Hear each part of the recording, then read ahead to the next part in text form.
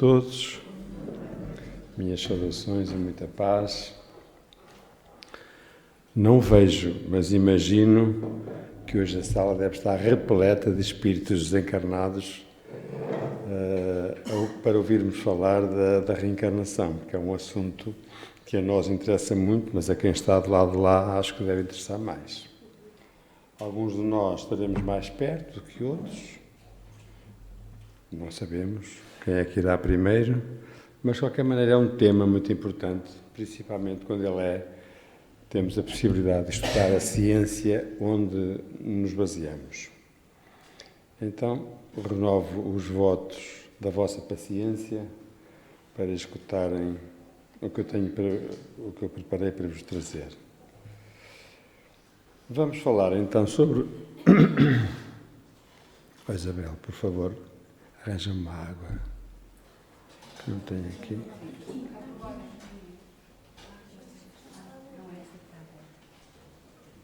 Tu fica a saber os segredos da pessoa que... Vamos então refletir um bocadinho sobre a reencarnação em ciência, estudando os fundamentos e finalidades. Muito obrigado. Obrigado.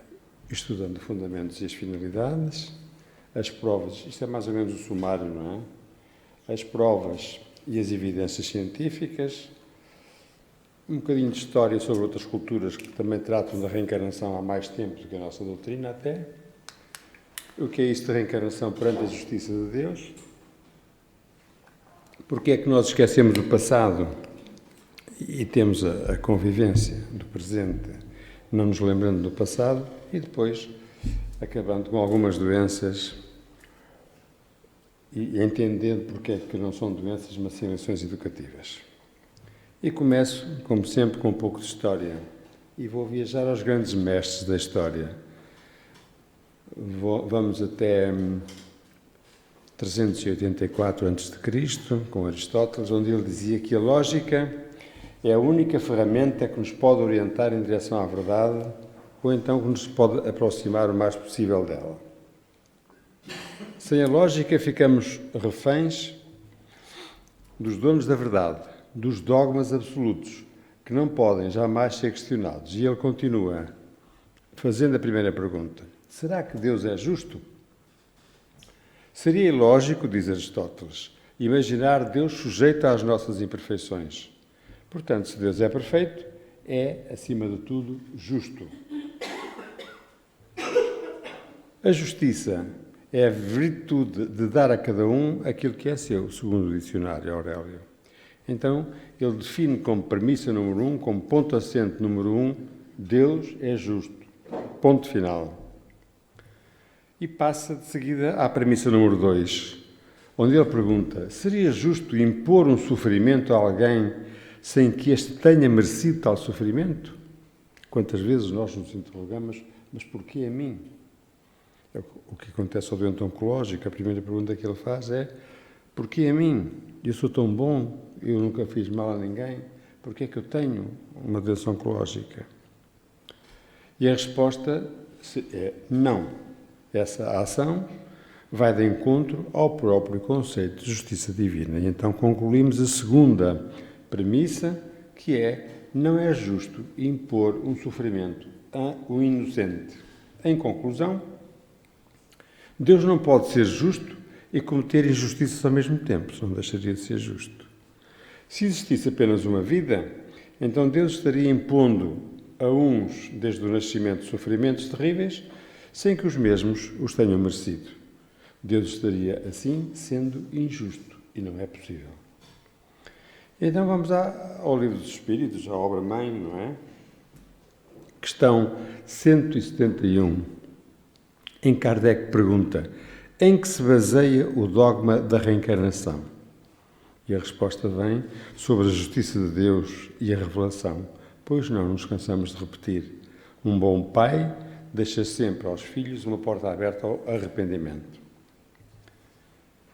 A razão não diz que seria injusto privar para sempre da felicidade eterna aqueles cujo melhoramento não dependeu deles mesmos? Isto também é uma questão de justiça, a cada um segundo as suas obras, segundo ensinou Jesus. Então, essa justiça diz-nos que todos os homens, pergunta, todos os homens não são filhos de Deus? Somente entre os homens egoístas é que se encontram a iniquidade, o ódio implacável e os castigos, sem perdão? Não. Acomete-nos a todos. Então, esta justiça da reencarnação, segundo a questão 171, diz-nos que ela consiste em admitir para o homem muitas existências sucessivas e é a única que corresponde à ideia de justiça de Deus com respeito aos homens de condição moral inferior. A reencarnação é das coisas mais, ou talvez a mais justa decisão de Deus. É a única que pode explicar o nosso futuro e fundamentar as nossas esperanças, pois oferece-nos o meio de resgatarmos os nossos erros através de novas provas. A razão assim nos diz e é aquilo que os Espíritos nos ensinam. Qual é o objetivo da encarnação dos Espíritos? Podemos encontrar na questão 132. A lei de Deus lhes impõe a encarnação com o objetivo de fazê-los chegar à perfeição. A encarnação tem também um outro objetivo, que é dar ao Espírito condições de cumprir a sua parte na obra da criação. Então, a maior razão de estarmos aqui neste planeta é trabalharmos em prol da evolução do nosso espírito. Este é o ponto fundamental. Então, não desperdicemos esta reencarnação. Não percamos tempo. Não digamos que eu ainda tenho 35 anos, sou novo, tenho muito tempo a pensar nessas coisas. Porque logo à noite pode o anjo vir buscá-lo. Então, aproveitar cada dia da nossa reencarnação, tentando fazer o melhor que nós pudermos para a nossa evolução. Esse é o objetivo máximo da nossa reencarnação. Na palingenesia, que já vem etimologicamente palin de novo, gênesis, nascimento, ou seja, nascer de novo, a doutrina das vidas sucessivas ou reencarnação. Entendia-se como reencarnação o contínuo renascimento como uma pessoa.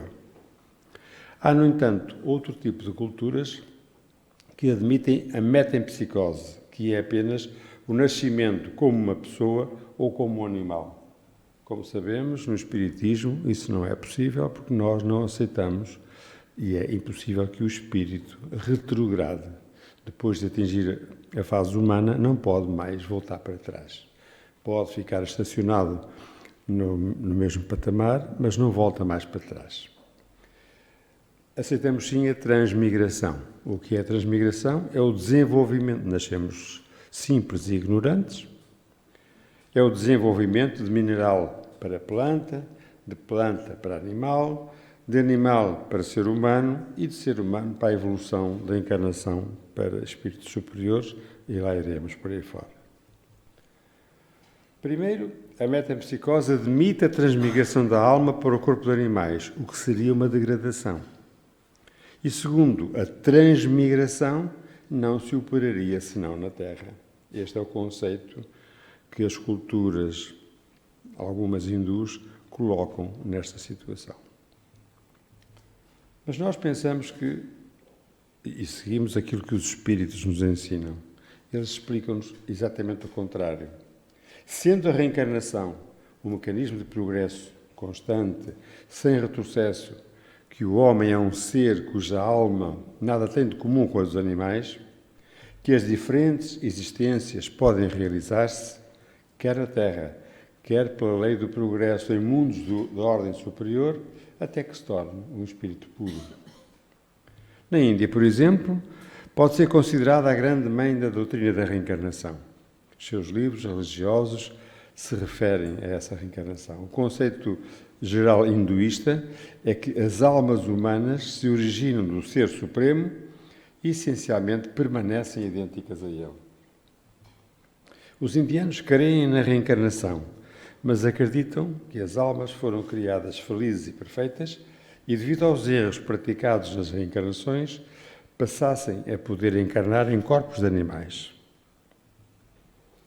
O hindu, a alma passa para o corpo de outra pessoa ou para um animal a depender das nossas ações, pois toda a ação corresponde a uma reação. A lei do karma é interessante, que divergem da nossa doutrina, mas tem a lei da causa e efeito, da ação e reação, que é semelhante à nossa. Na civilização egípcia, eles acreditavam que depois da morte a alma habitava durante 3.000 anos em todo o tipo de encarnação vegetal e animal, e só então retornava como humana. No entanto, só voltaria ao corpo original se estivesse corretamente mumificado.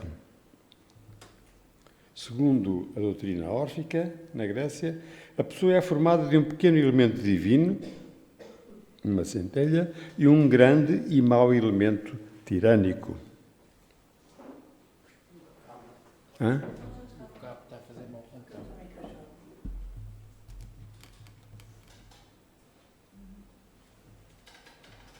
Não pode ver o computador, senão perde a imagem.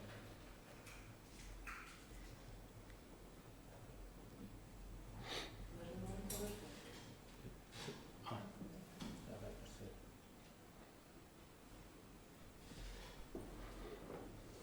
Já está. Não o bandes, senão perde a imagem. Está bem. Obrigado. Os humanos, diziam eles, precisam aprender a eliminar o elemento tirânico dentro de si. Isso leva necessariamente muitas encarnações, a partir das quais a libertação é possível. A recompensa e a punição virão nas próximas reencarnações, seja humana ou animal, pensavam eles.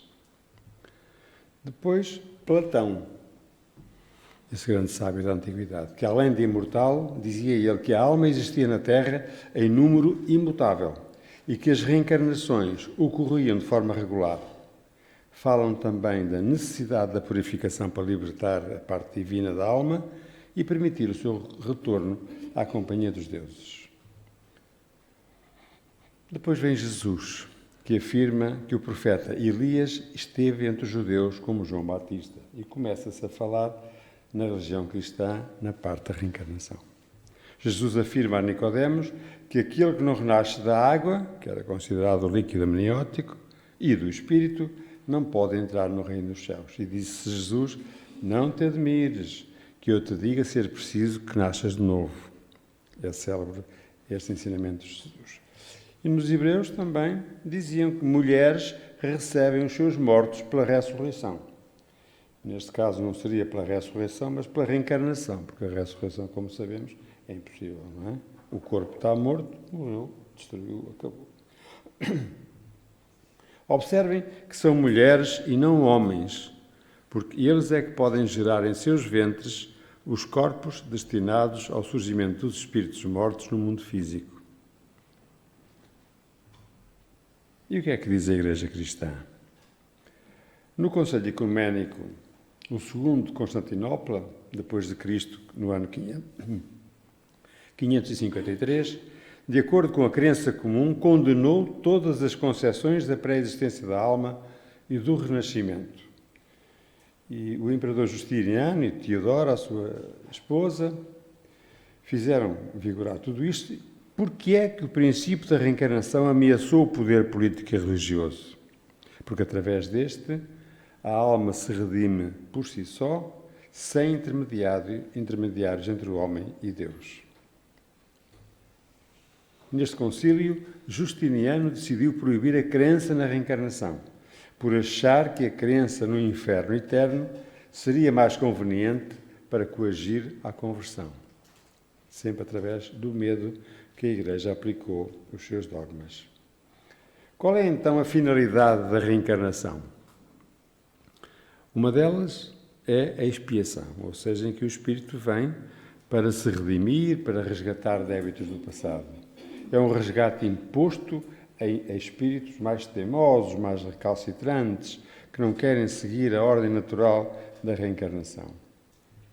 Há outros que vêm como prova, em que cada nova existência corporal é uma prova para o espírito. Há um resgate que é escolhido pelo espírito consciente, dos seus débitos e das suas necessidades, e que, em reunião com os nossos guias, é aceite ou não, se for, digamos assim, garantida a melhoria da evolução daquele espírito. E há outros que vêm em missão.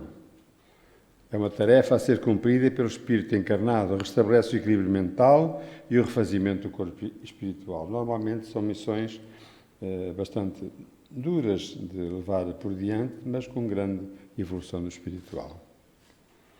Então, nós temos a necessidade de reencarnar.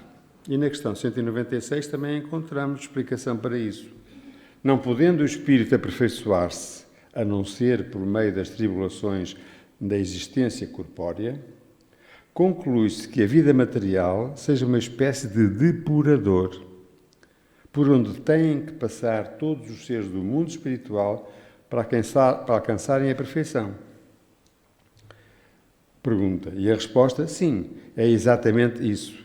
Eles se melhoram nessas provas, evitando o mal e praticando o bem. Porém, só ao longo de muito tempo, segundo os esforços que levar a cabo. Somente após muitas encarnações sucessivas atingem a finalidade que tendem, na questão 196. Falando de ciência, o Dr. Ian Stevenson, diretor do Departamento de Psiquiatria da Universidade de Virgínia, catalogou 2000 casos de reencarnação. Ele descobriu pessoas, principalmente crianças, que espontaneamente manifestavam recordações de vidas passadas. Temos também essas informações através dos médiuns sensitivos, dos videntes, etc. E informação, muitas vezes, do próprio reencarnante, antes ou depois de morrer, quando ele promete voltar. Qualidades, defeitos, características psicológicas trazidas de vidas passadas, como, por exemplo, as aptidões natas. Estão a surgir todos os dias crianças com 5 anos a tocar piano de uma forma virtuosa, ou violino, ou outro instrumento qualquer, ou a fazer coisas que não têm idade nem conhecimento para o fazer. Somente a reencarnação é que pode explicar uma situação dessas. E também, por aqueles que a fazem, terapia regressiva das vidas passadas. Estão a surgir também, e também foram investigadas, crianças com recordações espontâneas de vidas passadas. Recordações de adultos ou de crianças acompanhadas de marca de nascença. Sonhos recorrentes, sonhos anunciadores. A sensação de déjà vu. Eu já vi isto em qualquer lado. Reconhecimento de uma personagem ou de um local ligados à reencarnação anterior. Isto é cada vez mais frequente. Desdobramentos, viagens astrais, informação de espíritos desencarnados. Nossa casa é fértil neste tipo de informação que recebemos muitas vezes do além. O professor Hernani Guimarães Andrade é considerado mundialmente um dos maiores pesquisadores científicos na área da parapsicologia, da psicobiofísica, da transcomunicação instrumental, que ainda tivemos agora quando tivemos o nosso seminário, e outros tantos assuntos, muitas vezes considerados tabus pelos académicos. Nasceu em Minas Gerais. A professora Helen, uma das primeiras cientistas pesquisadoras norte-americanas em reencarnação em vidas passadas, e ela dizia: não acredito na reencarnação. Tenho a certeza que ela existe. Estudou 1000 casos que, através da hipnose, recuaram a vidas passadas. No seu livro Recordando Vidas Passadas, relata casos de pacientes que recuaram a períodos antes de Cristo, quando por lá andaram. Então, a pesquisa sobre reencarnação não cessa nessas evidências apontadas. O campo de trabalho é vasto. A eletrónica será chamada a dar a sua colaboração nesse tipo de investigação. A medicina vai evoluir por caminhos que facultarão condições mais propícias para se investigar a mente humana. Cada vez mais nascerão indivíduos mais dotados de relembrar o passado reencarnatório. Tudo está conspirando a favor da sua comprovação.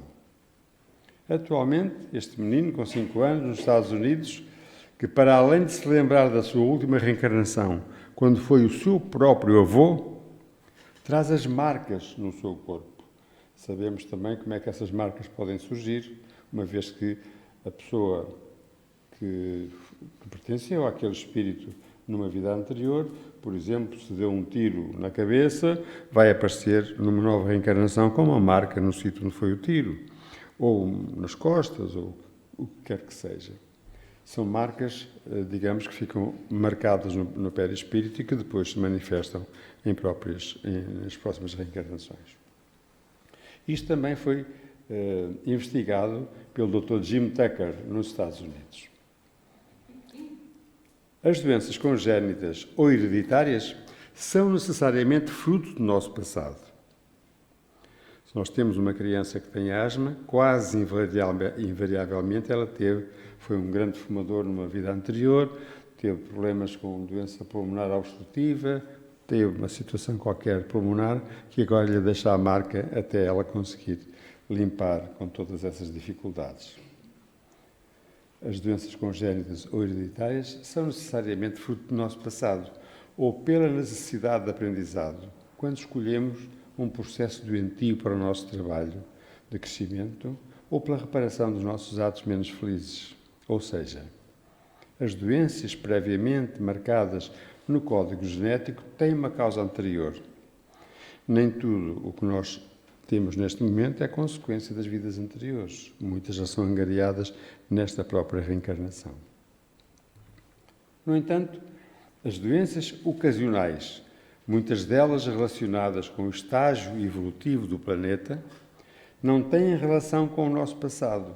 Outras são resultado da nossa invigilância, criando um piso orgânico ou psíquico para tais moléstias. Nada no universo que vem do Criador pode deixar de ter um caráter edificador. Assim, também o é com a doença. Ela não existe como instrumento de punição, como muitos preferem vê-la. A doença é sempre uma mensagem que o nosso Criador nos manda para avaliarmos o que se passa. Normalmente começa sempre pela dor. Vem a dor, às vezes nem vamos ao médico, tomamos o Benuron, a dor passa e toca andar para a frente e a dor vai se instalando e vai continuando até que começamos a ter outros sintomas de outros órgãos. Começa sempre pela dor e depois instala-se a outra doença. E depois lá vamos para o médico, pastilha para a esquerda, pastilha para a direita e a coisa continua.